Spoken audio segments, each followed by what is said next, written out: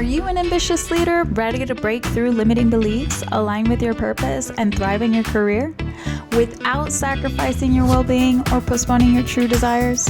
I'm Diana Ordonez, certified high performance coach and your host. Each week, we'll dive into actionable insights and research based strategies to help you unlock clarity, build unshakable confidence, and take courageous action toward a life of impact and fulfillment.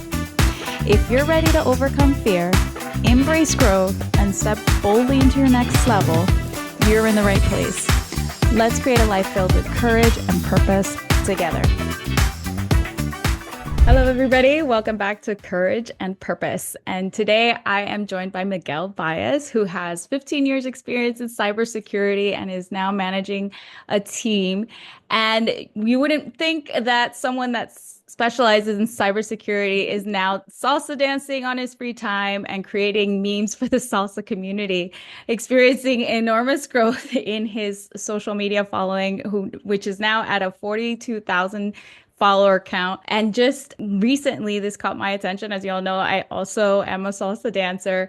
And, I see your memes, you're telling the stories that people are already thinking about and laughing about, but putting them out in public. And recently you started to share more of who you are, your story, your background. And I was like, what a great story for people to kind of connect with around what you think your career is and what your skills are, and then pursuing more of your passions and what interests you. And it's been just such a pleasure to get to know more of you, especially since I've followed your account for a long time, just kind of laughing along kind of superficially, and now getting deeper into, what brought you to salsa and how you got there. And now what you do in the salsa community goes beyond just, laughs. So thank you so much for joining me today. I can't wait to dig into some of the topics here, because I think it also brings to light how everyone has a story and you just never know what you're going to learn about someone. Yeah, thanks for having me on. Yeah, looking forward to it. Thank you. So why don't we start with kind of what led you to salsa, because that seems to be the common thread in your life for some time, and where it's taken you. Yeah, for sure. So, I mean, it started out with me just when I was younger, like a teenager, deciding to ask my mom to teach me how to dance. Like before that, I had no interest in it, right? I thought that was like for old people. But then, I realized how fun it is to actually dance and connect with people. So I did that for years, and I've lived all over the place and moved so many times. So like that was an easy way for me to actually like make friends and, have something to do. And then, years later, I started to take it a little bit more seriously and actually, taking classes and training and all of that. So, yeah, it's been a great experience for me. Like it's like the one, I guess, hobby that really stuck, because I have had so many different interests and things over the years that I've explored, but it's the one that I always, came back to, and it's really stuck, and I became obsessed, and here we are. Yeah. So, people say that a lot. I also say, like, I've moved a lot. Why don't you tell us a little bit about, what are some of the places that you've been? Because I think it's also so interesting how no matter where you go in the world, you somehow can find a salsa community, right?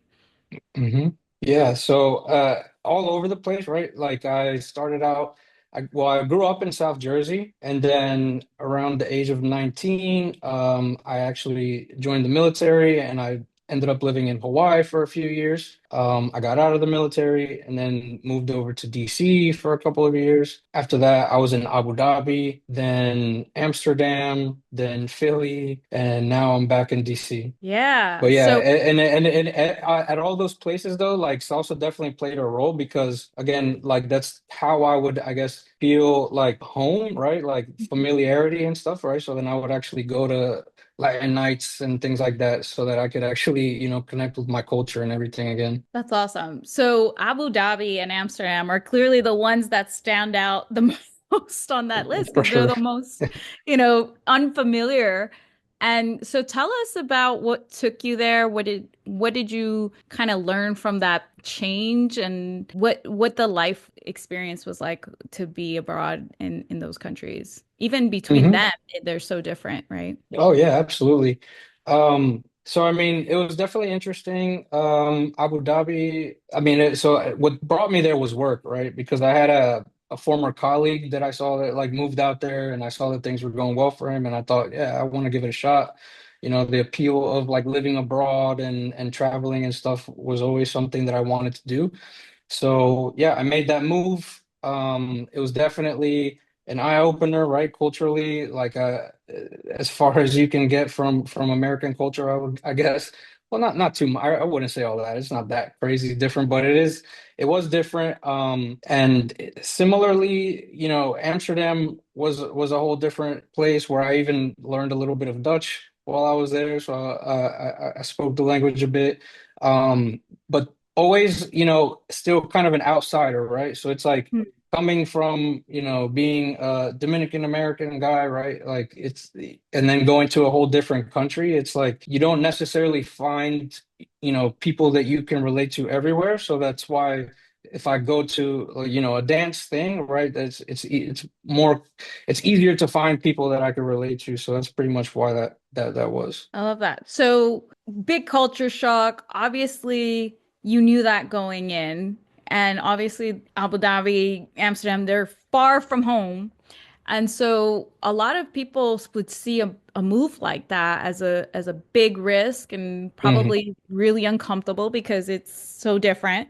What would Hmm. make you like what one, did you feel those things? Like, did you feel fear of the unknown? Did you fear what if something happens and I'm out of the job while I'm out there? Did any of that cross your mind as you were just deciding to make these big changes in your life? Honestly, no. I mean, Okay. it's kind of a good and bad thing, right? Like I would say that it was a little bit impulsive, right? I am just a little Hmm. bit impulsive. So like I just kind of go with it. It's like I make a decision, I think something sounds cool, I do a little research and I'm like, all right, let's go. Right. And honestly, one thing that I learned was really to have like to just be detached from things like, the stuff that I have, for example, and not being afraid of just letting go. And I think that's what stops people from doing stuff like that, right? Because a lot of people Hmm. have told me things over the years like, wow, how did you do that? How? And it's like, well, Hmm. easy. I just applied for a job and then I got rid of my stuff and I moved, right? It's the same as any other thing. But I think that what catches people is those thoughts, right? It's like those initial thoughts like, oh, it's going to be daunting and so much work and so many, and then I have to let go of things and the people. And it's like, once you start thinking in that, like that Hmm. space, then you'll stop yourself from pursuing something. But I guess I didn't really think it through that far, and I would just jump right in. Yeah, so what do you think allows you to detach like that? Because I know a lot of people, I mean, me included, struggle with that sometimes, right? To detach from the familiar. What do you Mhm. think allows you to do that, maybe easier than other people? I don't know. I mean, it's just because at the end of the day, for me, for example, my house and cars and whatever I have, like it's just stuff, right? I can get stuff again when I get there to another place, right? And I've just never had that, I guess that attachment to things and even people, honestly, Right. as bad as it sounds, but because it's like I know that I'll make other friends and I'll meet other people and I'll still keep in touch with my loved ones and stuff.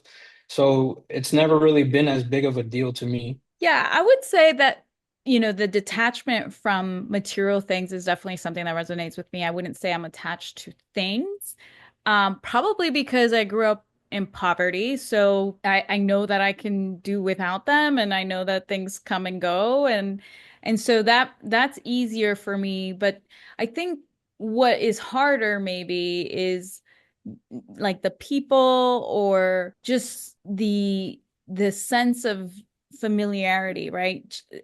And look, I've moved a lot.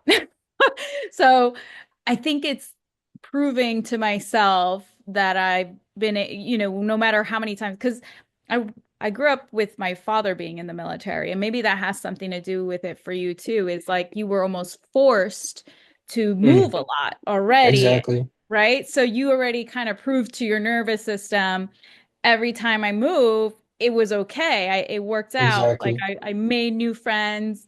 I found a new familiar environment, new familiar routines, new familiar network. And so I think where people get hung up is they've never been forced to do it, Mm. and so they Hmm. have to make the choice to do it to then reteach their nervous system this is okay, this is safe, this works out. And so it takes a little bit more intentionality behind Hmm. taking that risk to say it feels really scary, we've never done this, and I'm going to focus, like you said, I can focus on I will make new friends.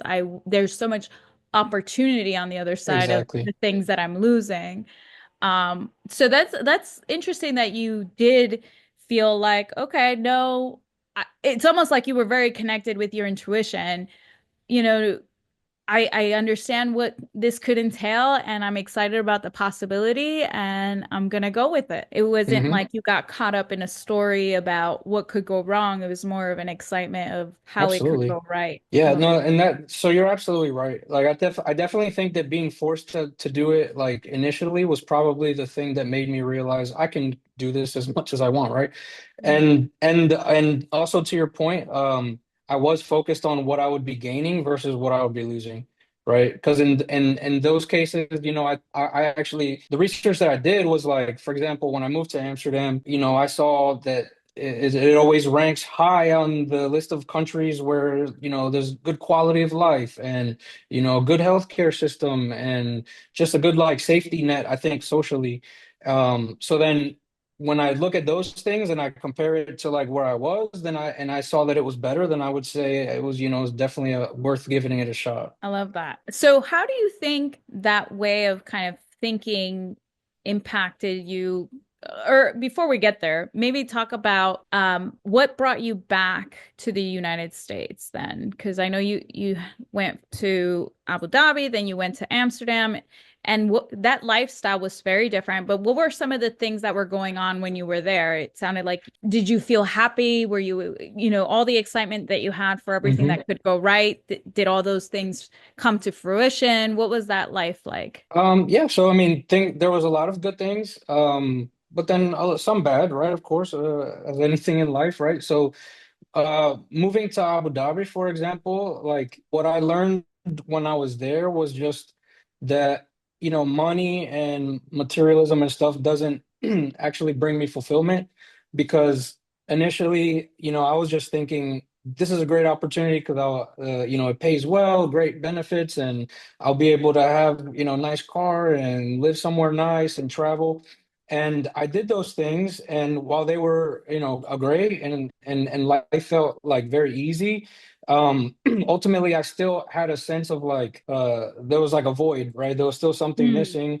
I didn't feel like just joy, I guess, day to day, right? Like so I had heard somebody mention something like that on a podcast, and that resonated with me. Like just mm, hearing that they didn't feel capable of feeling joy, and I just thought, damn, that's weird. I kind of feel like that too, even though I feel like I have everything. So I think that that's what led me to then, yeah, exploring and trying lots of different hobbies and interests and stuff.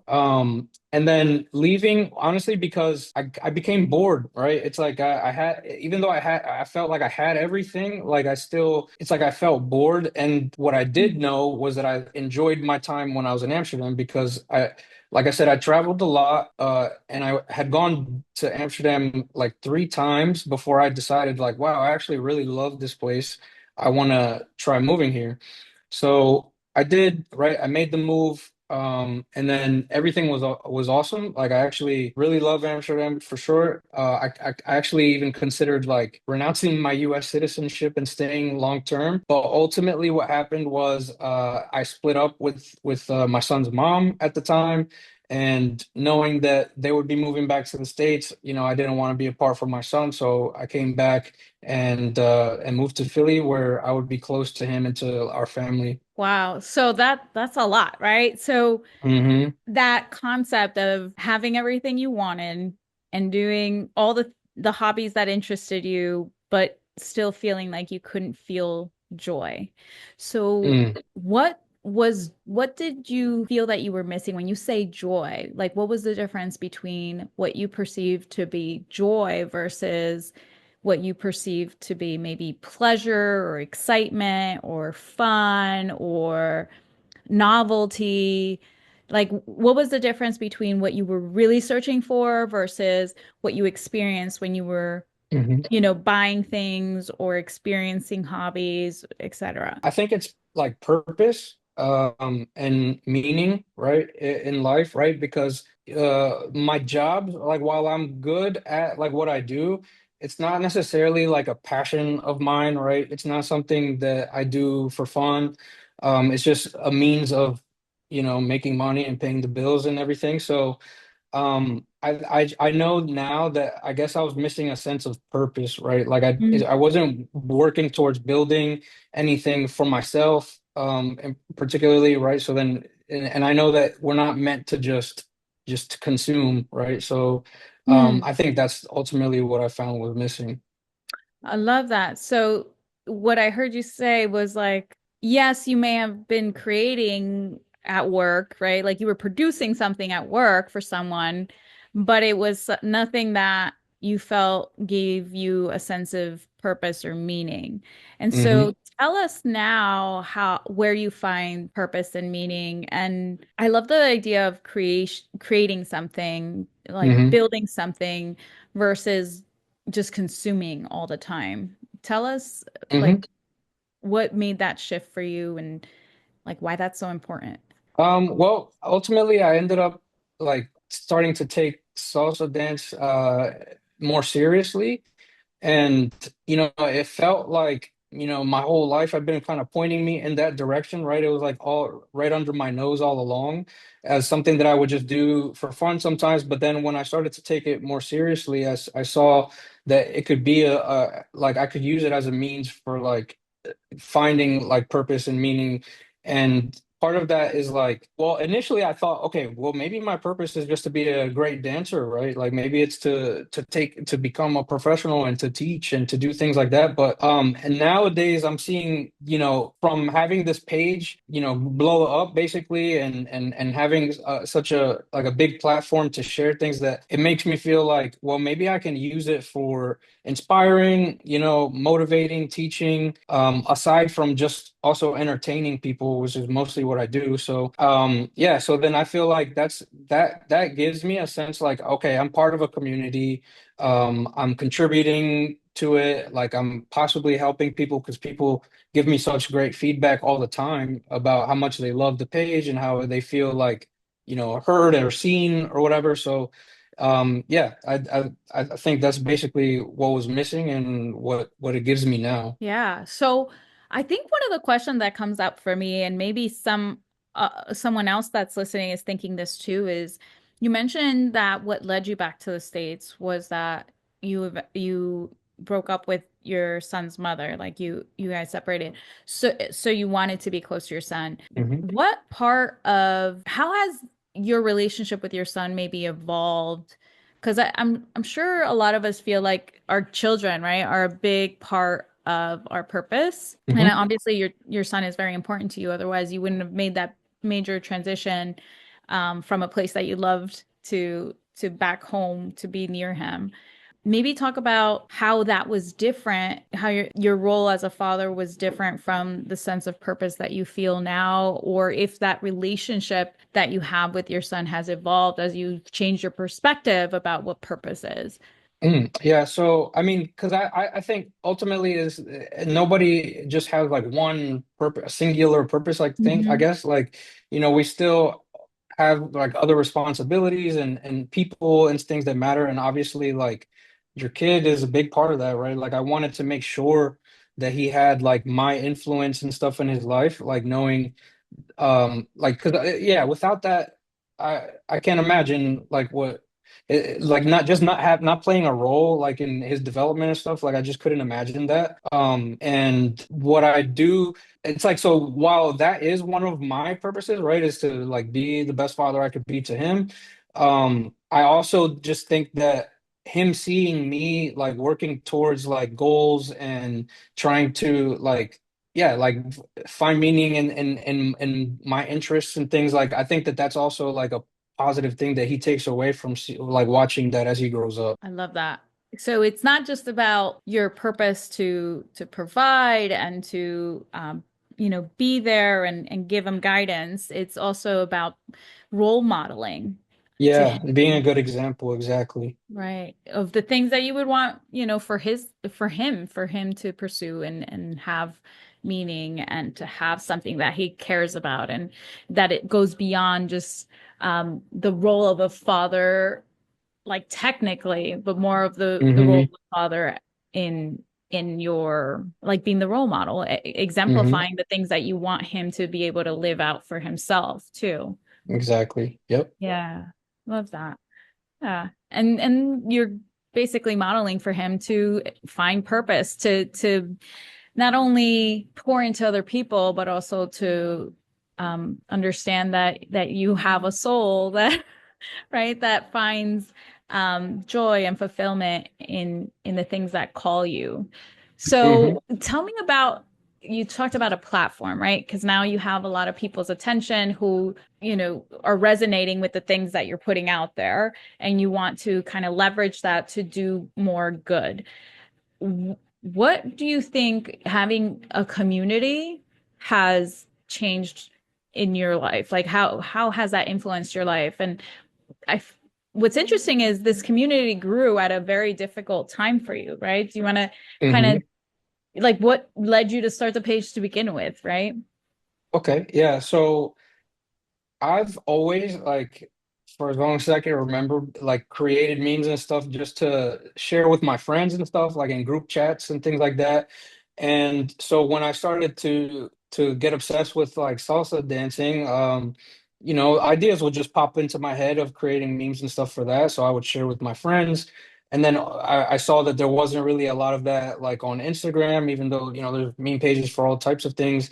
And so I saw like an opportunity for me to just like start posting stuff there. Even though I had no intention of it like growing or anything, I really didn't. I didn't even care like like who if it grew or if people liked it and stuff. Like I was just posting it anyway.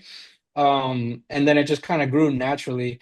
And it really did like blow up during a difficult time for me because I had pretty much been out of work for a period of time, and I put a lot of that time, yeah, I put into the page, right? Because I felt like I was still, even though other things in life weren't working out or going well, like I could still see like positive growth in another area, right? Like see that I was still getting better at something and still making friends, so that Mhm. because I mean, yeah, loneliness is a big thing these days, right? A lot of people feel kind of isolated and detached from the rest of society, right? So it's like that having dance definitely makes me feel like I'm part of a community. Like people recognize me now if I go to a super far away event, right? It's like if I go, like I've gone to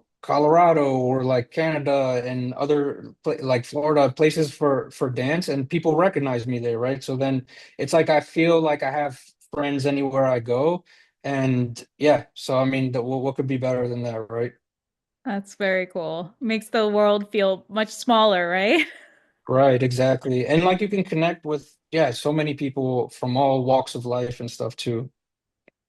Yeah. And yeah, that's also what's interesting, right, about the salsa community is it brings people together from all sorts of nationalities, races, ethnicities, Hmm. cultures, ages.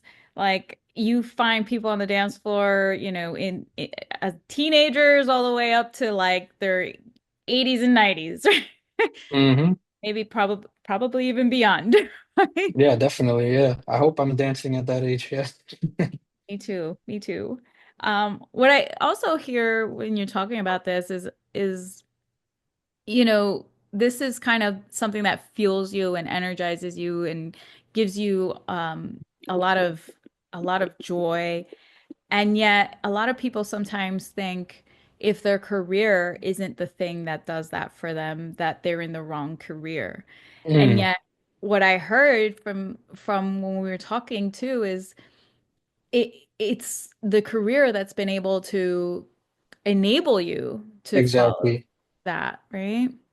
And Hmm. so what do you think, is next for you as you go through exploring this further? And is it that it becomes your career? Is it like what was interesting is I always say that what matters most is your intention when you do Mm. things because you have your North Star, you have a vision for what you would love and want because now once you know what you want, like your mind will naturally want to provide it for you. It'll naturally want to solve the Hmm. problems for you and it'll look for, as that confirmation bias, for evidence that it's possible and you'll naturally attract kind of opportunities that you didn't maybe before then see as potential opportunities to get you where you want to be.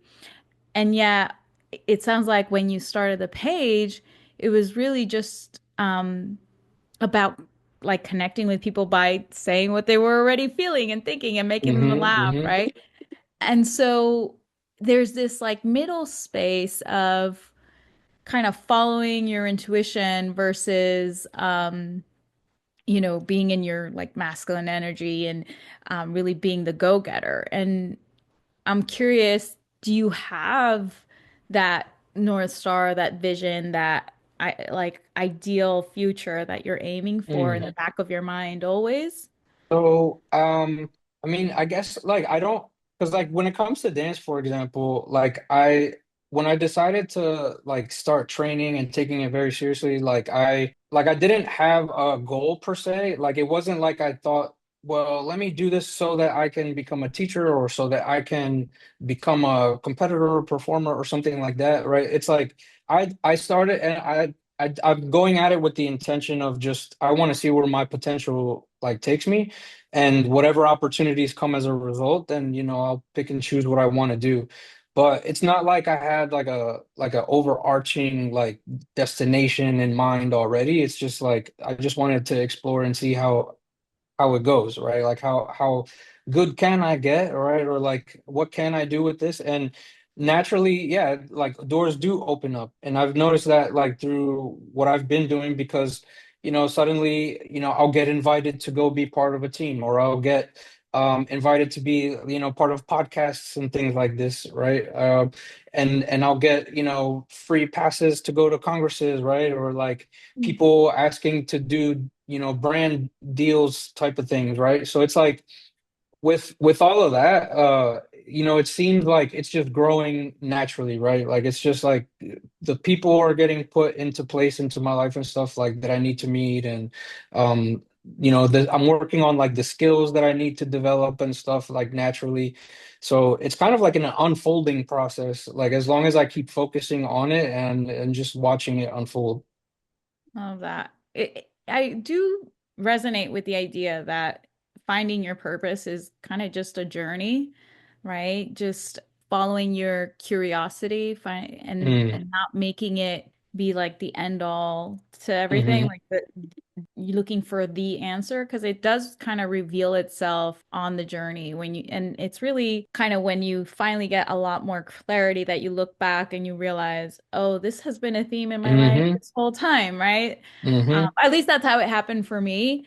And I also hear you saying something I was hearing on a training just yesterday, actually, around influence about how when you give somebody something, they naturally are going to want to give you something back.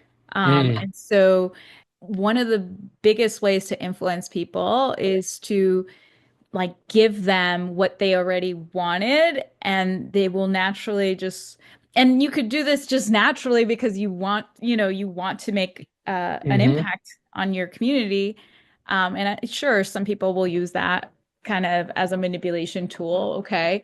But it's so interesting that that's one aspect of influence, and the other aspect is that they feel that they like you and they feel that you like them, right? And so Hmm. when you connect with people in a way that they feel seen and heard and understood, and they like your memes, they think you're funny, it is very likely that you are going to be able to influence those people in a greater way. And so I see Hmm. that playing out in your way of communicating with your following, right? And so when you talk about like it's opened up these opportunities, it really is a reflection, right, of how much Hmm. they feel connected to you and um, how much they feel that you've already kind of given to them by engaging with them in a way that they feel seen, heard, understood in the Yeah. community. That's Yeah, awesome. that's a good point. Yeah, and and it is like because it's like it's almost like secondary effects, like the things that like the positive impact that I have, because it's like sure I'll put out like things that just to make people laugh and stuff, but at the same time it's also like keeping, for example, dance at the forefront of people's minds or getting it on their radar and things like that. And I do feel like dance is like a therapeutic kind of thing. So it's like if I can keep people interested in dance or like interest or to spark interest in pursuing dance or something, it's just like it's a good thing all around because I feel like that's just impacts everybody because it's like if because each individual person then impacts their own network, right? So it's like if I can make somebody, you know, get into dance and realize that, oh wow, like I love this, I want to keep doing it, and they feel good and their life is gets better as a result, then they can also positively impact the people around them, and ultimately it's like a good for the entire like society. Yeah. Actually, you just reminded me of something that Moses Santos said. I don't know if you're familiar with Moses. Moses Santos, also a dancer, holds a social in New Jersey, and has like a coaching platform, Vita Project. At some point, mentioned to me, it makes sense that dance becomes such a major part of people's lives because it Hmm. really does meet, like if you think about Tony Robbins' a hierarchy of needs, like it meets all our basic needs. Hmm. The like kind of familiarity of it, like how the socials happen every week, the steps are kind of, repetitive or structured, right? When you learn Hmm. dance, it's kind of structured, but also it has a lot of very variety with the different songs and the different ways that you can play with it, and the different dancers have different styles and different um, ways of playing with the music. And then it also has community because you're also after every dance is in when you're in the dance world, you don't think how weird that is, right? Like you just met this person for a split second, you shared a dance, and then you embrace in a hug. Hmm. Yeah, right. Like, you don't do that, at the coffee shop with the person that Right, makes your right. coffee every week. You can get, Exactly. Yeah, that's a right? good point. Yeah. And then also like there's that sense of importance because, you know, you have your time when you do your shines and people are taking video, and when you share that dance, it's like you have that time to kind of spotlight yourself or whatever. So there's like all these different ways that dance really kind of meets all our human needs. And Hmm. I think to top that off, what you're saying, like only started dancing in a big way after I lost my husband. And what I learned later, as I started to learn more about trauma and more about healing, is that a lot of our trauma like lives in our bodies, right? It hundred gets percent. stored in Yep. there. When we're not able to process that out, it starts to hurt us. But dance is so beautiful because you can move that energy out of your body. That Hmm. trauma is really that emotion, right? Emotion is supposed to be energy in motion. Like it's meant to Exactly. be moved out of your body. And yet, if we don't process it and really feel it and move through it, it ends up stuck in our bodies. And dance is such Yeah. a beautiful way. Movement in general is such a great way to kind of move it out of your body. And as a runner, my preferential way of moving used to be running. And so running is, you know, they say you take on the movement that kind of embodies the way you want to feel. And so Mm-hmm. for example, people that lift a lot, they want to feel strong. People that maybe do yoga might want to feel graceful. People that do running might want to feel free. People, or if it's a resistance training like cycling or something, they might want to feel, you know, like strong, like powerful, like they can Right. be persistent, right? Um, And so for me, running after I lost my husband felt really hard. Like it Mm. was like I am, feeling like I'm in a marathon in my life. I don't want to go like run a marathon right now. Like Oh, sometimes got it. Yeah. yeah, it just kind of felt really heavy, like really hard. Where dance is so joyful because of like salsa dancing, right? Is very joyful music. And so it Hmm. kind of lifted me versus, connected with the pain and the difficulty Right. of my Draining you. Yeah. right, right. And so yoga, dancing were all ways that I was able to kind of soften Yeah. through. And so I hear Uh, you agreeing a lot. So I want to know, Definitely that resonates. awesome. So how has it kind of helped you with that? Were you Sure. able So to like kind of with connect with that? like with dance, like to your point, right? It's like when you're dancing and let's say you're enjoying it, you're having a good time, like you feel joy, you feel good. Like whatever you stresses and stuff you have in life, like they're not really present in that moment, right? Because you're just connecting with them, with the music, with the person in front of you. You're in a whole different like environment and sort of mindset. So like for some people, that's enough, right? It's like if you're a person that is depressed, right? Or like super anxious or something in your regular day-to-day life, to all of a sudden be able to connect with like these positive emotions, right? Like to turn them on, like that's huge, right? And also as you mentioned, like having the tension and stuff like built up in your body, for example, like for me, yeah, yoga like has been tremendous for that. And so it's like I do yoga in one sense to support like my dancing, where it's like, yeah, it'll help me with flexibility and mobility and things like that, and like strengthening, muscles and stuff. But then also it's like as as an additional like benefit of it, it's like I'm also releasing tension and stuff that's stored in my body, and then that makes me feel better in day-to-day life as a result. So it's like they kind of work hand in hand. Yeah, I definitely find that's the case. I heard you say, how dancing helps you kind of release these tensions and said when you said you had the page blow up, right? It sounds like that was a very difficult period. Do you want to talk a little bit about what that period felt like, what was going on, um, and then how dance kind of allowed you to move through it? Yeah, sure. So I mean, my regular like day to day at that time was stressful, right? Because it's like I'm anxious about finding a new job, having to do the whole interviewing and applying and all that kind of stuff. Like it was stressful. So I definitely felt like high levels of anxiety as a result. So like Mm. then dance was an opportunity for me to just kind of turn that off. Like even if it's like temporarily, to know that I'm still working on something, right? That I'm still getting better at something, that I'm still able to feel, joy, that I'm still able to, connect with friends and things like that. So it's like that definitely helped me like get through that period of my life. And yeah, so I'm very, very grateful for that. Awesome. Yeah. So what I heard in that too was that you were able to kind of be very, very present.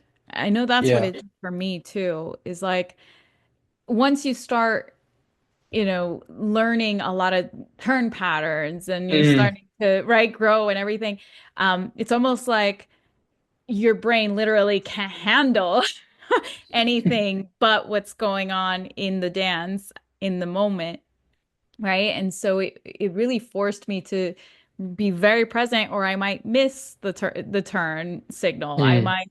might get off count, whatever at the beginning. You have to like really pay attention. Actually, even now I have to be very present. Um, but some things become muscle memory. But if you really want to enjoy the dance, you really do kind of get in your body, get really Mhm. connected to the music and your partner. And so whatever you were kind of ruminating about and playing the story over and over in your head kind of fades. And you're right, it allows you to connect with joy even when you're grieving, or even when you're feeling anxious about, what your job situation might be. Mhm. Um, And even yeah, it's like when the best dances are when you don't think. It's like you're not thinking, you're just it's like the music is moving you and it just kind of takes control, right? And you're just yeah, so it's like it's almost like spiritual in that sense. Yeah, you mentioned it's spiritual. I want to talk about that because that was one of the things that also stood out to me when you first started um, to talk about your story. That was like, oh, I didn't see that coming, right? Hmm. It was Hmm. like, okay, what made a difference for you in that transition between feeling empty and feeling like you couldn't connect with joy to understanding that you were missing meaning, connection with meaning and purpose? There was like an event, right? Because I'm sure people wonder all the time, like, well, I don't know how to get there, and I don't know what would change my perspective about this in that way. And I'm not saying this is like, it's just interesting to know how people get there in different ways. Hmm. So, yeah. So I think what you're alluding to, right, is like when I was living in Amsterdam, one of the things that I became interested in learning more about was just from, having seen all these talks and stuff online, and I even read a book about it, but like basically psychedelics, right? So like I became interested in what that can do for people like in a therapeutic setting and things like that. So then I mean I definitely had some interesting experiences that made me, I guess, realize that there was like way more to life than what I was currently experiencing, right? It's like to know that there was like something like things beyond like what our sense perception is, right? So then that made me more interested in learning about spiritual topics, right? So then learning about spirituality from all different angles, right? Whether that be like Buddhism or Hinduism or like all different types of things. It's like hearing spiritual leaders and stuff talk about things that suddenly started to resonate with me. Then like it just made me kind of go further down that path, right? So like that's when I became really interested in yoga and all these things.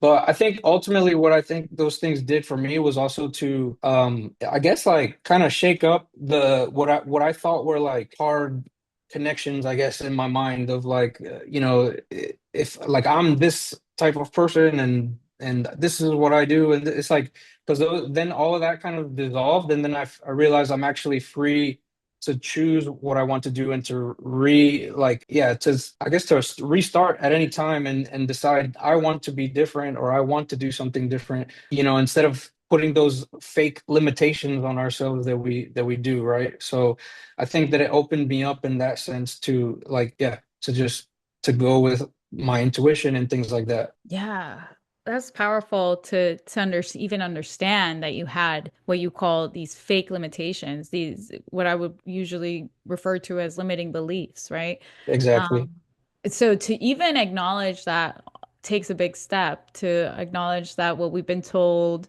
or what we perceive to be realistic is not reality. It's just Hmm. a belief that we've manifested to keep us safe, right? A fake limitation that we've placed on ourselves, or that society has placed on us, or that our parents have placed on Hmm. us, or whomever, Exactly. right? Exactly. So there's two things I want to ask you. What were some of those limiting beliefs? And I also want to kind of just touch on that for you to have gotten to the place where you kind of had this awareness of what um, these people call them medicine. They're basically the psychedelics are used, and the research is out there. I've done it, and it's about how it helps uh, treat trauma, to create new neural connections when you Exactly. visit those places in your mind, right? That are creating these this inability to kind of move through it and process it, all of a sudden it kind of brings down your mental barriers to allow you to make new connections. And I mean, it's undeniable that it is a powerful tool in therapy. Um, I I want to say that for you to get far enough to like read a book about it, do research about it, there had to be something that you were searching for. You had to have known that something was right missing, right? And so what Hmm. were you looking for at the time? What would come up on your search bar, or what did somebody say that piqued your interest? Do you know what I mean? Hmm. Yeah, so it's just about like I guess I was interested in finding ways out of like the negative feelings that I had, right? So it's like if I was feeling depressed or like if felt like, you know, not able to like regulate my emotions and things like that, it's like through like that kind of doing research on those kind of Hmm. things, it's like psychedelics and stuff like that started to come up as a modality for trying to, you know, help yourself in those ways. So yeah, I was curious. You know, I also just kind of like in general, I just am the type person that would like to feel like, you know, I've done everything in life or something, right? Like that I've had so many experiences and things like that. And it sounded like, you know, like the experiences that I heard other people have, like just sounded like, whoa, like what that, oh, like that sounds interesting, you know, like I wonder what that's like. So yeah, generally I just wanted to experience everything life has to offer, I guess. And so then I started to do research because obviously, you know, it can be abused. Those are things that like could have potentially bad side effects or like consequences for people. So like I was being very careful. Like I was scared of having like a bad experience or something like that. So I wanted to make sure that I knew everything that I could like going into it, right? But yeah, that's pretty much how that was. And I know you asked like another question, but I actually Yeah. kind of forgot what the first one That's was. okay. That's okay. I did want to piggyback on that you said though. That is the downside of psychedelics. Dr. Amen talks about how it's very dangerous, and there are other modalities. And I want to talk to you about how that experience led you to know that there's more, but then how Mm, that's evolved since. And so Dr. Amen like is a high advocate for EMDR, which does a similar mm, has a similar kind of uh, outcome in that you're hmm. able to treat trauma by creating the space to connect, make new neural connections. And I would say that I found it to be highly successful. And I also understand, um, everybody has a different journey, and you do the best you can with the information you have at the time. And and I also understand how powerful an experience like that could be to kind of have awareness of what some of those limiting beliefs could be. And the question was, what were some of those limiting beliefs Oh that yeah. you became aware of, and that were keeping you and holding you back? Like, what did you Mhm. think was your identity, and what was who you were? Sure. Yeah. So, I mean, psychedelics themselves is like a good example of that, right? Because like growing up, you know, I never knew anybody that, you know, experimented with psychedelics or anything. And it's like hearing about it, you know, that those all types of myths and things that I heard, like, you know, that if you do it three times that you go crazy you know, and then even just the image of like the people that do it, it's like those are just hippies and Mm, you know, and we don't do that kind of thing, right? So it's like those were limiting beliefs, right? Those were things that were stopping me from wanting to explore that kind of thing.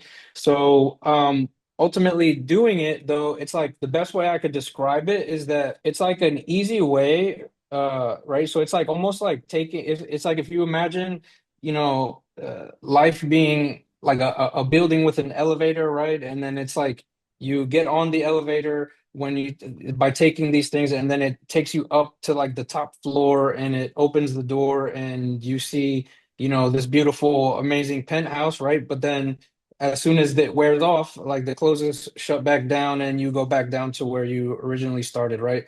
So then that's why it like I don't put too much press or like importance into the experiences themselves, right? Because they're just experiences, they're just temporary. And ultimately what I wanted to do was to be able to like sustain that like in a natural way or like however so and I found that like spirituality is the way to that, right? To be more in touch with that like mindset where you feel like, oh, I understand everything and everything is connected and and I know, you know, what I should focus on or what's important, that kind of thing, instead of just, you know, just going back down and just forgetting all of that and just, you know, going back to the way that you always are. Yeah, that's so powerful. The difference between just kind of having an experience versus understanding that you can make that higher level of awareness or consciousness a way of life by practicing being spiritually connected. And Hmm. so when you say, and I want to also be clear, like I am not by any means, condoning, Yeah, no, we're psychedelics or not anything like that. advocating that anyone We're not does that. advocating.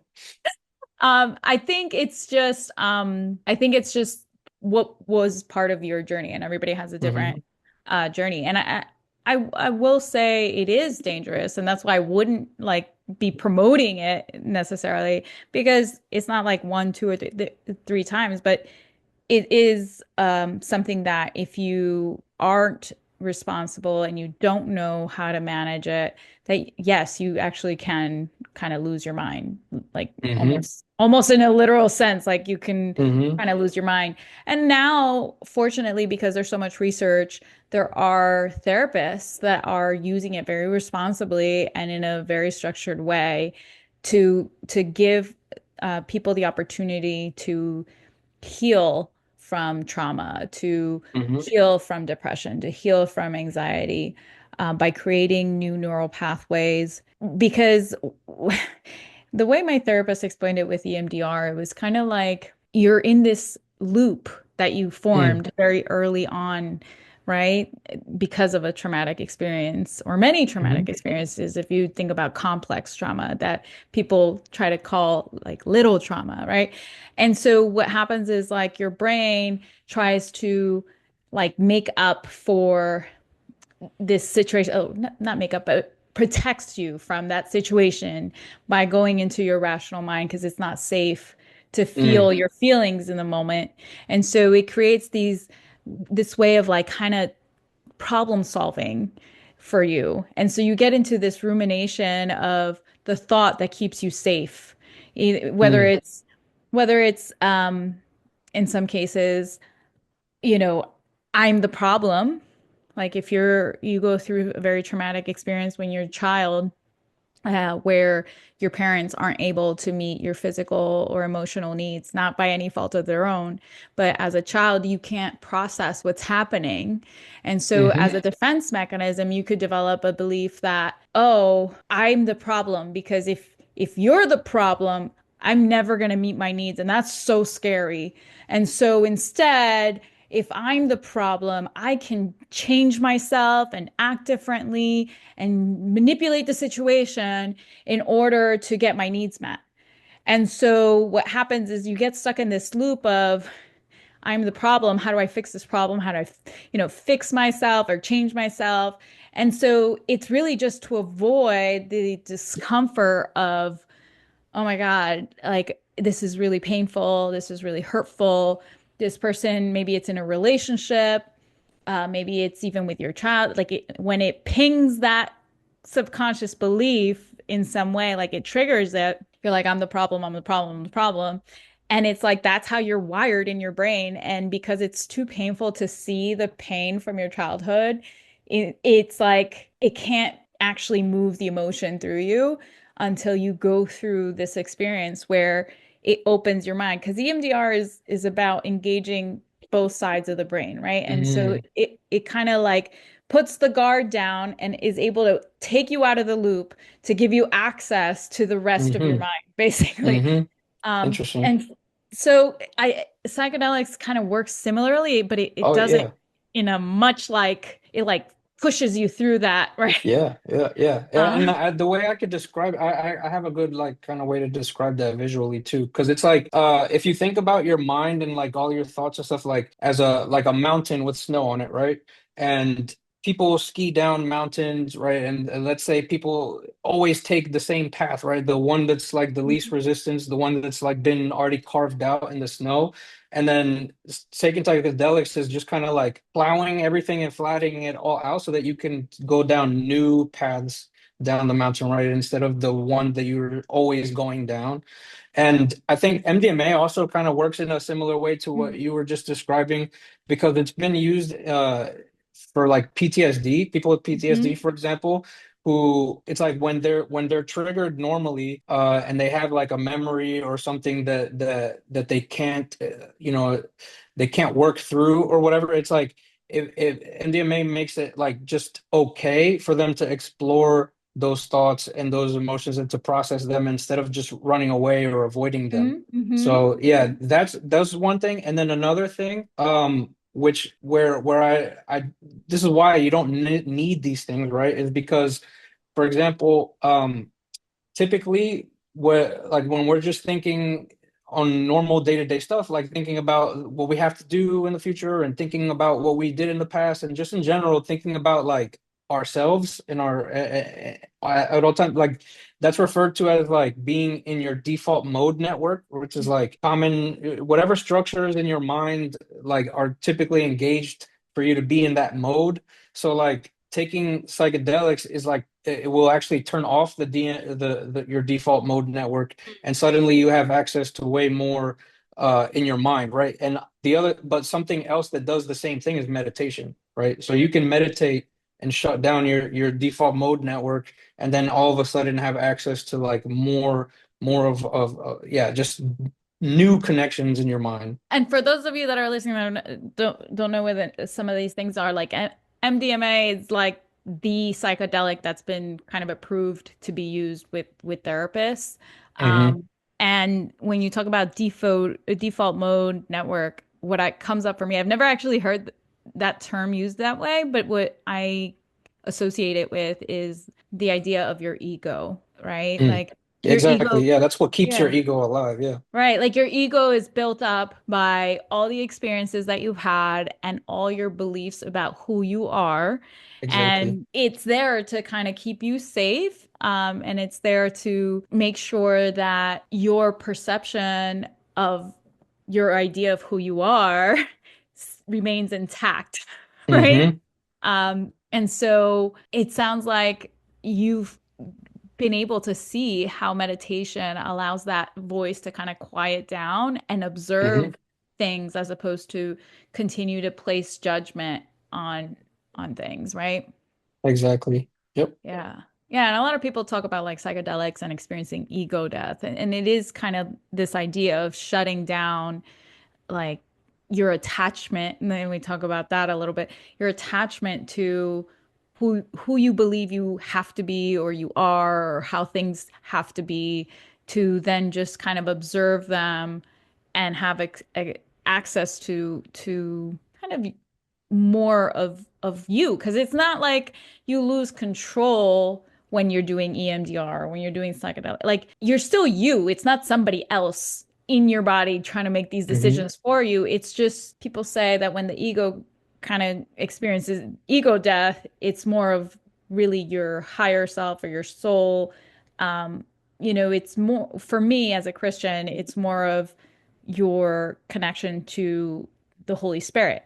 It's Mm. when you are most connected to your essence of who you are, which is really connected to Honestly, God. yeah, and what I think, and I think, yeah, and ultimately that's conscious awareness, right? It's like being just conscious awareness of whatever it is that you're observing or whatever it is that instead of, feeling like, I mean, honestly, yeah, you kind of do. It's like if you experience ego death, you're really, there's no body or anything. It's just like just conscious awareness. Yeah, that makes sense. So another thing I heard from you, so you talked about how you had this limiting belief about what was right or wrong, and um, kind of you opened up your mind as to, okay, you said I'm not the kind of person that would do psychedelics and you became the kind of person that would do psychedelics for the right reasons. And Mm, were there other limiting beliefs that came from, it sounds like that come from this belief of I'm not the kind of person that, right? Sure. I mean, even with like dance, right? There was limiting beliefs in the sense of like, being doing something that could be perceived as feminine, right? Versus like if you're like come from like a hyper masculine background, right? Like originally, I never even liked the idea of having to wear the costumes or something for performing because I felt like those were really like emasculating, right? But like I got over that, right? It's like I now I feel like actually. I don't have that sort of judgment or anything that I used to, or even to dance with like other men, right? For example, I dance with all kinds of like friends that are guys. When I first started dancing and I saw that, I was like, that's strange, right? Like, are they a couple or something? Right? So now that's going away. So it's like it's always about like revisiting those like common thoughts and beliefs that you have and just like letting them go, changing them, updating them, that kind of thing. Yeah. Yeah. I also heard you say um, how you started to perceive yoga as another tool that helps you with dancing, right? Mhm. How would you say that you started to kind of shift from because it when we spoke, it was that idea that your identity kind of shifted into Mm. I'm a dancer, I do things that are aligned with that, right? Hmm. And that yoga became one of those things. I have to Hmm. condition my body, I have to prepare my body, I have to be more limber, you know, because a lot of what we're even talking about now when we say I'm not the kind of person that is tied to our identity, and a lot of our habits are because of who we think we are.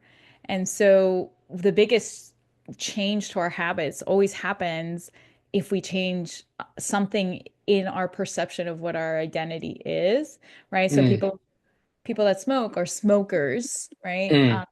And then they transition to, oh, I don't smoke. I'm not the kind of person that smokes. People that, um, you know, start exercising, all of a sudden that higher level of responsibility like kind of penetrates the rest of their life. They all of a sudden don't want to eat unhealthy because they're the kind of person that is healthy, right? They don't want to Hmm. spend frivolously because they're the kind of person that is responsible or that takes care of themselves. They might start getting up early, right? And so they start to shift their whole identity because all these things, their beliefs about themselves start to shift. How would you Hmm. say these two things have played a part in your life? The identity of someone that is spiritual, because that's what hear changed, right? Like you're not the kind of person that does Mm. yoga, thinks of the world in this way, right? Hmm. And then, the identity of a dancer. Like, how did these two identities come to be something that you embraced? And then how did they impact the way you lived your life before and then after? Yeah. So, I mean, yeah, because yoga, for example, like if you're the type of person that like maybe has a perception of who does yoga, right? It's like I'm not a suburban soccer mom or something, right? So it's like, so first I started it because of like the physical aspect, right? It's like I knew that okay, I don't feel flexible. I do feel like I have aches and pains and stuff in my back and blah blah blah. So it's like I came at it from that angle of first, and then started to realize that there's more to it, right? Because yoga is not only like a physical like practice, but it's like it could start out that way and then lead to other things, right? Because like is really like a whole like science that's like dedicated to preparing your body in different ways and mind for like higher like spiritual experiences, right? Like meeting your purpose and like to be able to pursue that and things like that. So it's like that broke like the a mold for me, right? Where it was like, okay, now it's like if the more I pursue that, the more I open up to the world, the more I feel connected to everything and to everyone. So then that makes it like more able to then do other things, right? So like coming across dance, then it's like, okay, well then I want to approach it in a similar way of like being open-minded and to see where it can take me versus just like deciding up front, oh no, this is not for me. Mm-hmm. Right. So, what do you think it was about yoga that allowed you to open your mind in that way? Mm. So I guess it's honestly it's yeah, having like because you can have experiences through yoga as well, right? So it's just like a meditation or just like psychedelics or just like anything, right? Where you have just like an out of body kind of experience. Like I think that having those experiences kind of just naturally like made me realize that there's just more depth to it than I thought, right? It's like so then makes you seek like other guidance and stuff from teachers and people that know more, right? And to go deeper into it. Yeah. It's, I guess the common thread in meditation, yoga, psychedelics is kind of like taking the space to quiet the mind, Just right? quiet the mind and then to see what happens. Yeah, basically. It's like to because it really does like it'll dissolve like your perception of what you think is real and what's important and stuff. And then it just like uh and then you just kind of come back to reality with like a sense of like awe and wonder and gratitude for everything. And yeah, and to then want to pass that on to other people as well. Yeah. I, I would say that when we quiet our minds is really when we allow God to speak to us, right? Like Yeah, that's I absolutely agree with that. Yep. yeah. And then like that's that higher guidance. That's the when you well, at least for me, especially like if I'm running, sometimes that'll happen too, where like my mind Mm-hmm. finally quiets down and I get to hear that still small voice from God. It's Mm-hmm. like I get the best ideas. I get Yeah. kind of sudden insights about something I had been struggling for a long time with that I know aren't for me. Like that is, Mm-hmm. way more wisdom than I I could give myself credit for. And so it's so powerful to be able to connect with that higher, Mm-hmm. wisdom, higher power, more often. And I Mm-hmm. think people think it's very woo, and they're not the kind of Mm-hmm. people that do these things. But I know it's available to all of us.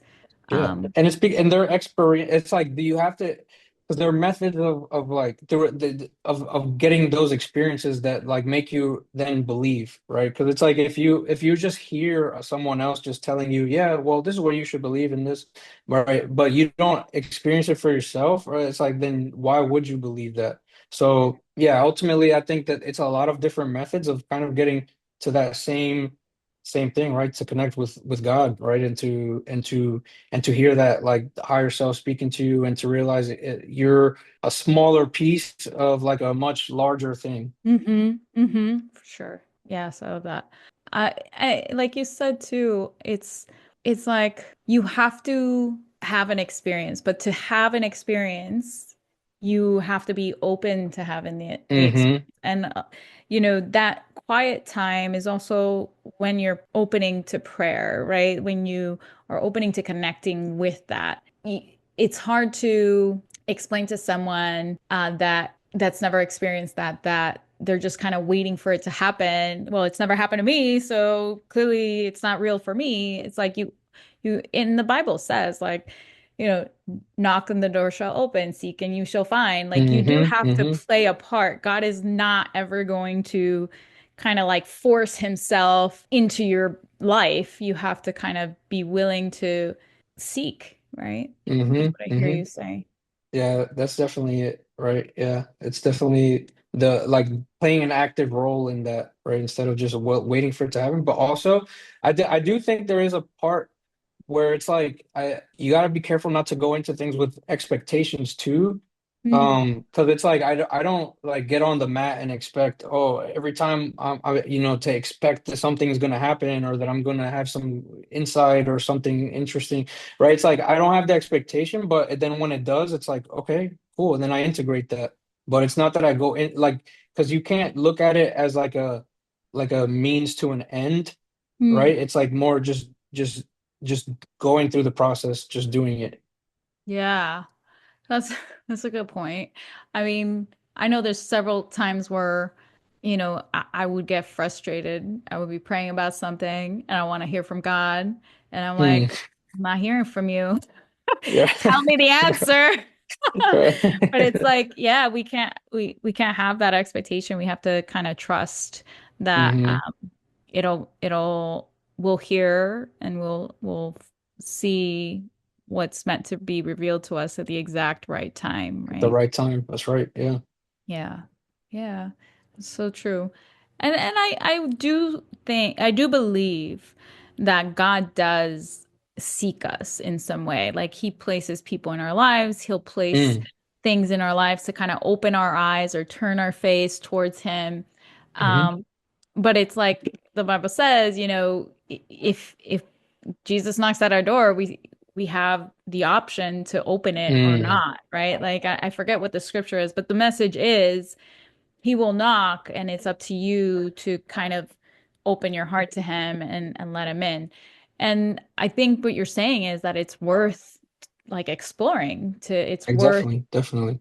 um you know that life is not the same until you've experienced meaning and purpose and Hmm. connection to And I God. definitely think that that's part of like our hierarchy of needs too, is like spirit is just spiritual development and stuff. Because I think that without it, then everything that we do just feels like inherently empty and meaningless, right? It's like I think that that's like the highest level is spiritual fulfillment. I would agree with that. And I think also one of the things about this is that if you're in survival mode, right? If you are your most basic needs aren't being met. Mm. You don't know where your next meal is going to come from or maybe you're just living paycheck to paycheck or maybe it's your emotional needs aren't being met. Like maybe you're in a toxic situation or a Or toxic social needs. Yeah. yeah, or social needs, like maybe you're very isolated. And so it's like if Hmm. you don't have your most basic needs met, especially growing up, if you didn't have your emotional needs met, it's like, well, how can I aspire to this when I'm, not Feel even stuck at that level. developed? Hmm. Yeah, exactly. Right. I haven't developed past this level where I have unconditional love, where I have um, acceptance and understanding, right? And so I think that's also a very good point is like it's a higher level of Hmm. our hierarchy of needs. And so this has been a real treat. I think um, a lot of people may not, ever see this side of you when we're, Right. Definitely. but before we close, I do want to kind of challenge you because I still do believe that like God places dreams in our heart to fulfill, and when we know what we want, we are more likely to create it in our lives. So I always like to ask the magic wand question. So if fear wasn't a thing, right? And if you could make anything happen, financial wasn't a consideration, right? Because right now you talked about how your job isn't your purpose, but it does enable you to fulfill your purpose. But Hmm. if that wasn't even a consideration and you didn't have any fear, which it sounds like for the most part you don't that isn't something that you struggle with anyway, what would you be doing with your life? Like what would you really want to um be living out on a daily basis? How would your life be different? Yeah, so I think that ideally, like if money wasn't a thing, it's like I would probably lean more into dance and to content creation and things like that. Like if I could live off of that, that would probably be ideal, right? It's like I see other people doing it and I'm slowly trying to figure out a way that I could do that too, while at the same time continuing to develop myself as a dancer so that one day I can feel like okay, I can teach or I could go do events and stuff like organizing events or like and also to like inject this side of things too, like the like spiritual aspects of like and trying to help people and stuff. So like yeah, ultimately I'd like to live in a way where I'm like serving a community and helping people while at the same time, yeah, doing what I love versus just what I have to do in order to do that. Yeah. I love that. And so my follow-up question to this is always, okay, so what's a way that you can start living that out now? But it sounds like that's exactly what you've done is that you've, Yeah. I'm on the path.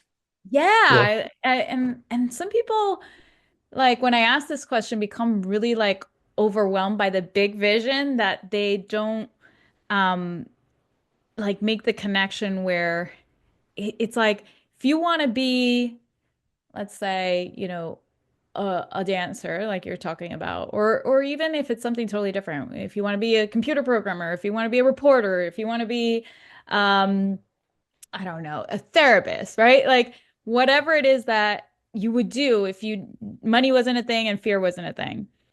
The best way to manifest that in your life is to start doing it now, Mm, even if it's in the smallest of ways, right? Like maybe you want to do philanthropy, or maybe you want to be able to feed the hungry. It's like the way you make more of that and you get to that path is what can you do now to do that? Like, do you feed hmm your neighbor next door, the person, the homeless person down the street? Do you start reporting on news on Instagram? Do you, mm. start creating programs for fun? Like just That's taking right. a Yeah. course, right? Like, and in your case, you're doing more events, you're partnering with more people, you're creating more content and just developing that skill. And you're not worried about what you can't do. You're worried about what you can hmm do right now. And Right. that's powerful. hmm Love Yeah. that. And I do think it's like, yeah, working as long as you keep working on yourself and trying to improve yourself in different dimensions, then it's like everything opens up and you attract those things. Yes. I've Hmm heard recently a lot the concept. Actually, Zig Ziglar, I think, also talks about this a lot. It's like rather than working hard on your job, you mm will gain more momentum in your career and in your life if you're working harder on yourself than on your job. 100%. Right. hmm And when we say, working on yourself, like some people don't even necessarily understand what that means. Do you want to elaborate on what it means for you? For you? Yeah, I mean, if you because I think that we all have like a good general sense of what's good and what's bad and what's like what are things like that are worth pursuing and stuff. So like, everyone can agree that you can be more kind, right? That you can Mhm. be more grateful, that you can be healthier, right? It's like so yeah, it's like you try to meet all of those things. If you could just think about the hierarchy of needs, like how can I improve in all these different aspects? Right? It's like maybe if I'm lacking in my social life, then I need to connect more with friends and family more, right? If it's in a physical way, like maybe I need to lose a little weight or go on a diet or work out more or something, right? And when it comes to like what like your interests or your passions and stuff, it's like, yeah, just getting better at those things or learning more about them or doing more for those things, right? It's like you can always improve in all these ways, and I think that all of that is ultimately what working yourself on yourself is. Yeah, that's good. That's really good. I love what you said, how, because a lot of times, when we take that first snapshot of where we are in all the areas of our life, whether it be our health or finances, our, community or relationships, when we talk about our mission or our career, we're kind of assessing where we are, it can feel like, ugh, woe is me, I'm such a victim. All these things are going so Mm, wrong. And shifting from why is this happening to me to how can I improve these things in my life? How can I connect more? How can I make more money? How can I, pursue this thing that I love in a more, you know, in-depth way by whether it be by learning more or taking more courses or by sharing it, like going from learning to teaching, all the how is so powerful because your brain, like I said, is like just gonna problem solve for you. It'll give you ideas if hmm you ask it the right questions. right. Yeah. I'm not gonna downplay how difficult it can be, right? Because ultimately we are like fighting all these forces like even outside of ourselves, right? Because it's like, you know sure, there's all these social media companies that spend, millions, billions of dollars on keeping your attention, right, and doom scrolling all day. So it's like we're fighting against that, right? So it's like if you, it is hard for people, especially if they're feeling like in a bad place, right? Because then it's easy to gravitate towards the things that are going to hurt you rather than help you, like whether that be drugs or like I said, like doom scrolling on social media and whatever ways that people escape, right? But it's like ultimately, yeah, trying to fight those forces off, right? Even our own mind and our own limiting beliefs and stuff, and then still trying to improve anyway, like despite all of that. Yeah, and that's kind of the idea is that you're empowered to move Mm, through all that, right? Like you can decide. And yes, it's hard, like you said, and I'm no, different from it, the next person. My brain is also wired to like hmm. dopamine, right? Like Exactly, exactly. we're all kind of um susceptible to prefer pleasure over pain. Like that's just how 100%. Yeah. we kind of operate. And the thing is, at some point, the pain of pursuing pleasure, the outcome is pain because it's things like Hmm. disconnection, it's things like not accomplishing your goals, it's things like, Yep. spending all your money and now having financial issues. It's all the consequences of pursuing the pleasurable life end up being more painful, and that Hmm. pain kind of is what moves us into action. And so if we can recognize that early on and focus on the pleasure on the other side of moving through the discomfort of not pursuing the avoidance of our feelings, of not pursuing, you know, the pleasurable doom scrolling over the, really hard email I want to send out, or the really hard project or PowerPoint I need to create, whatever it is that is going to move the needle forward for you. It's like, yeah, this is going to be painful right now, but looking back and being like, I just wasted 5 hours of my life and I didn't get the Or thing that I really years, wanted. five, like people will waste Yeah. years being caught in just basically coping with their feelings instead of finding like alternate ways of like actually making real change in their life, right? Yeah. Because it's like if you're stuck feeling, it's like if you're anxious, maybe because of like the way things are in your life, and then you escape that by, doing drugs or like doom scrolling all day every day or watching TV. Like it's Or like having a glass those of problems wine are every night. yeah, it's like those problems are still gonna be there when that pleasure wears off or whenever you stop, right? It's like the problems are still there. So it's like the only way out is to actually face them head on. Yeah. And you know what? As we're talking, I think some people might think, oh, that's not me. I don't have any unhealthy, you know, habits. And yet, those might also be the same people that I end up working with that are working themselves into the ground and not Mm, realizing that they're avoiding their feelings by working too much, yeah. avoiding rest. Because a lot of times, overachievers are also trying to feel worthy, or they're Mm, also trying to avoid the discomfort of the silence when the chaos isn't there, right? hmm. Chaos becomes their comfort zone. And so they create the chaos by pursuing the next thing and pursuing the next thing and pursuing the next thing. And eventually they just burn out. And the thing is that rest feels really uncomfortable. And so they It avoid it does. altogether. I'm like that. Honestly, that's me. It's like if when I have like that's like a real trigger for me. It's like I know it's like when I have like empty, free time and space, it's like where I don't have plans or anything. I feel like what's wrong? Like I need to do something. I need to call somebody. It always like prompts me into like action for sure.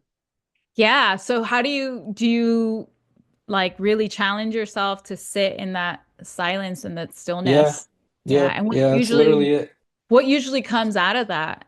Um, so I like as an example, like if I'm feeling that way, like I know that like there's all types of ways of escaping, right? But like I can also always just go for a walk in nature or something, right?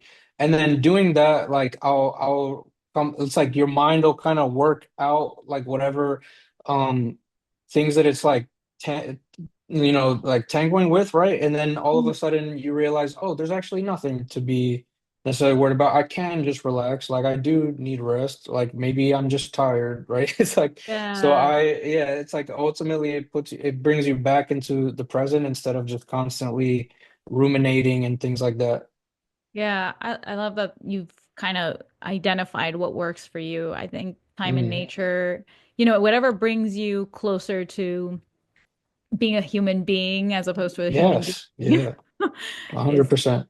yeah. And also I think walking is a great thing just because it engages the bilateral aspects of things so that your brain can kind of process out what's going on. Like that there's so Mm-hmm. much benefit to that. People now are talking about why walking meetings are so much more effective than just sit down meetings, right? Mm-hmm. Mm-hmm. Um, but Journaling yeah. is also another thing that I feel like does that, right? It's like Yeah. getting all of those thoughts and everything that you have going um on paper, right? It's like instead of because it's more structured, you and it just feels like relieving, like you just get it out of because it's like otherwise you might have like 10 different things that are just like this, I have to remember this, I have to do that. But then it's like you put it down on paper and it just feels like, okay, now I don't have to just be churning constantly. Yeah, that's definitely something that changed things for me too, is the ability to do a brain dump or brain Mm-hmm. download kind of a thing. Yep. Because yeah, once it's out on paper, you also have like awareness of, oh my God, that's all that stuff is going on in my head. Like I can't believe I even think this Mm-hmm. way, right? Yeah, yeah. Because when you think it, it sounds so true, but then when you read it back as an outsider, or like you're evaluating it from a different perspective as opposed to just like accepting it as truth, Mm-hmm. it gives you the ability to really see it for what it is, and it's usually Mm-hmm. not as big as we think. Yeah. And yeah, because sometimes we don't actually like think things all the way through. So it's like Mhm. giving yourself an opportunity to actually go a little bit farther than you just normally do, or it's like you might get a negative thought, like entertain it really quickly and be like, oh, that's so stressful, and then just kind of move on to the next thing. But then it's like when you start journaling about it, you'll like dig deeper and be like, well, why is this a problem? What are some potential solutions? Like what am I missing? Right? It's like so then you just go farther and then it stops being a problem. Yeah, I love that. Like, well, why is this a problem? Because a lot of times anxiety sounds like questions about the future because the anxiety comes up with Mm, not knowing what's going to happen. And so mm-hmm, usually they start to go, well, what if, I do take this new job and then they fire me 2 months later or a year later, and I had this really secure thing, and they're like, I always know when I'm being like in my head as opposed to like in my body and grounded mm-hmm, when like the thoughts start coming really fast. I'm like, mm-hmm. oh, okay. Because it's like, what if and da, da, da. And it's like, okay, slow down. What if it does? Like most of the Yeah. time when you take it, walk it through the rest of the way, it's like, oh, I guess I would just look for another job. Mm-hmm. Or, oh, I guess I could just go back to doing what I was doing before. Yeah.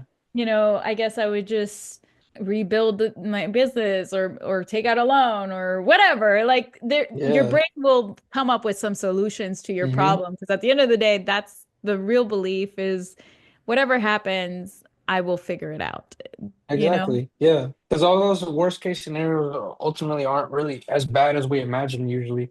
Yeah. And also like something interesting that I learned recently, that just humans, right, in general, like we have this ability to experience like the negative consequences of things in our mind that haven't happened yet, but we can't experience the reward of doing good things. So it's like we will like almost like yeah we'll trick ourselves into stopping short of actually doing the thing because we're scared of the negative consequence because we can actually feel that. It's like you can imagine things going wrong and what that would feel like, what you would feel like if things went wrong, but you can't really tap into how it would feel if things went well, so then that keeps you stuck. That's so interesting. So, I think that our minds are definitely pre-wired to look for the negative. And I forget what his name is. He's the founder of the tapping solution. So if you've ever done Oh yeah. EFT tapping, and he wrote a book, and now I'm blanking out on that too. I'll have to at some point remember that. But he tells a story in his book about the cavemen, and it's like two cavemen are in a cave, and they hear a loud roar, or they hear a loud sound, or something like that that indicated that there might be danger. And then the optimistic one was like, no, it's fine. I'm so zen and everything's gonna be okay and da da da, right? And Hmm. I'm really in the present, and I'm really appreciating, the scenery or whatever, whatever. And the other one's like, oh my God, what if it's a lion? What if we're gonna die? And what if? And he's like, you know Hmm. what? I think I'm gonna run for shelter. What can I do to make sure that nothing's gonna happen to me? And then at the end of the story, it's like, the Zen guy got eaten. The other one was safe in the tree, right? Right. Yeah, yeah. And so it's Because like it is important. genetically. It's like we are literally, we're wired for survival, right? It's like Exactly. so threats are definitely like the priority. Like try so of course we're able to like, yeah, feel what it would be like for this threat to actually manifest itself. Or but then if things went well, we don't necessarily can't really imagine. Even genetically speaking, it didn't serve us well to be Mm, inclined to be optimistic for so many exactly. years, because we could literally die, right? And Yep. so for our survival, the genetics that survived were the ones that were more careful and more alert and, neurotic, I guess. But Hmm. but it's like, okay, so yes, like we said, becoming the observer, yes, my brain is wired to look for what could go wrong to keep me safe.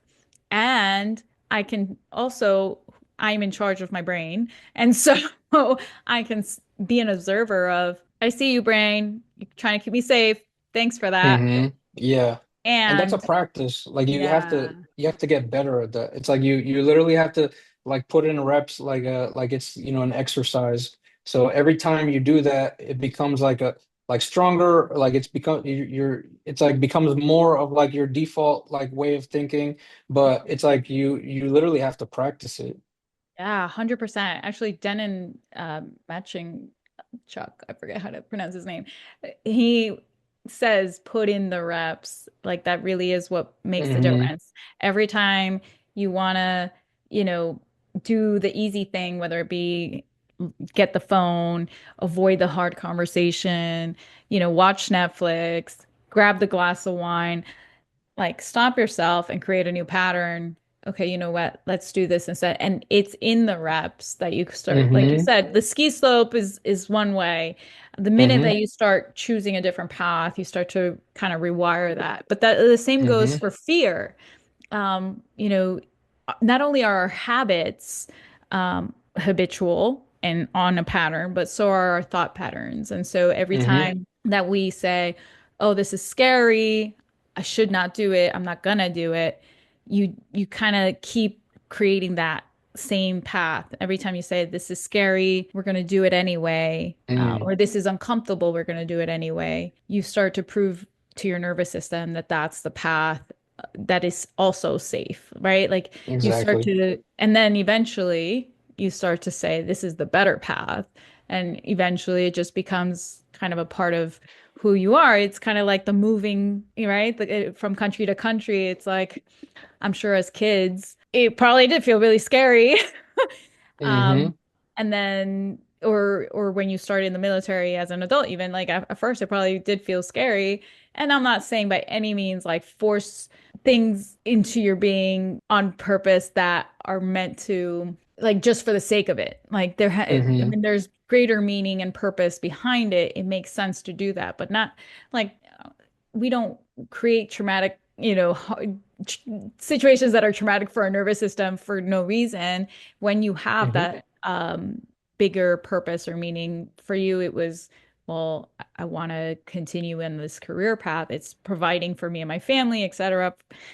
That's a good thing. Like you've taught your nervous system that this is safe, and Hmm. leaving things is okay. And Um, it Yeah, and is, what's the saying that, life begins at the end of your comfort zone, right? So it's like, yes, yeah, we're always exactly. inclined to be comfortable and for things to stay the same. So yeah, it's like stepping out of your comfort zone and doing things that are scary sometimes is what we need to like get better and to develop and to learn. And yeah. Yeah, and if you go back to the spiritual aspect of things, like everything in this world is designed for growth, right? Like the trees, the animals, we grow, and it's not just the growth in our size, it's also like Hmm. our minds are meant to grow and evolve, our who we are as people, our souls, like we're meant to grow and evolve, and when you stunt your growth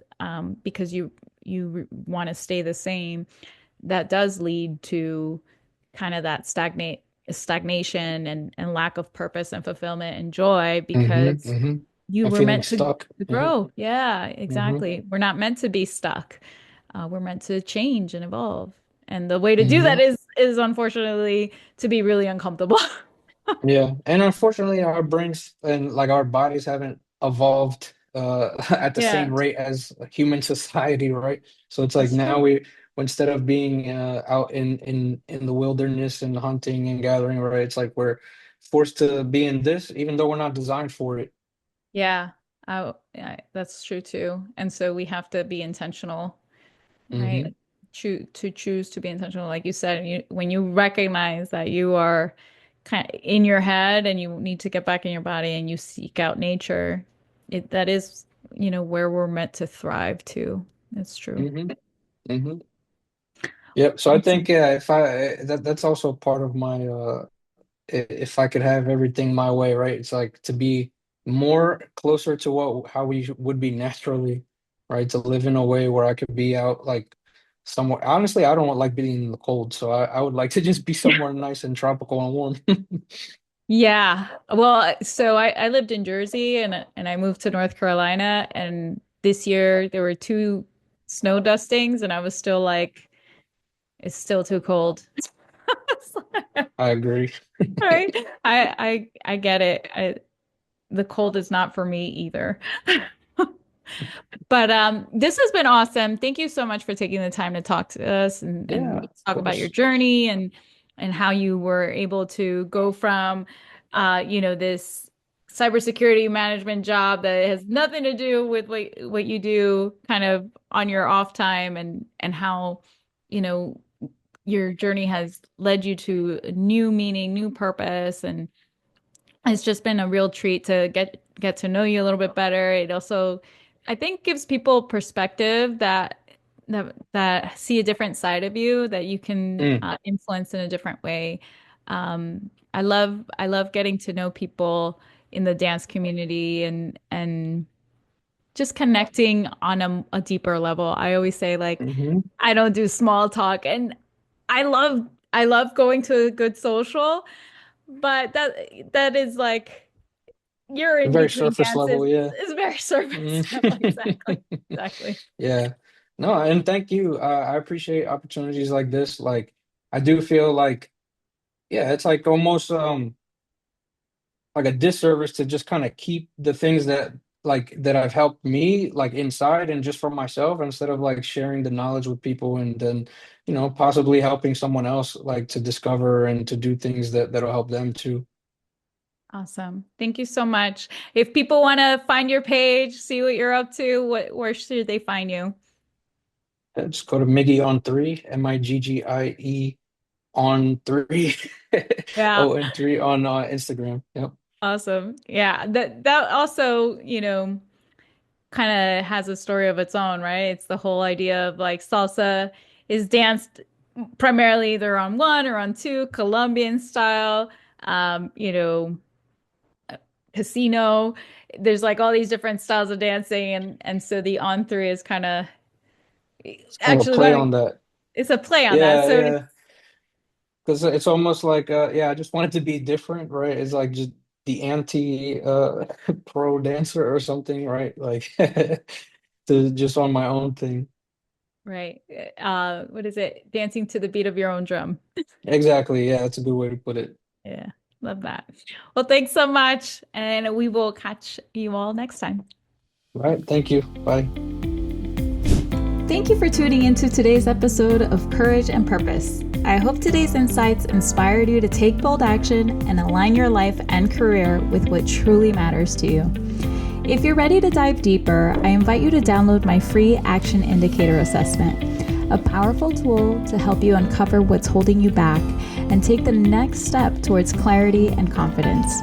Just visit www.lifeonpurpose.coach/action indicator to get started today.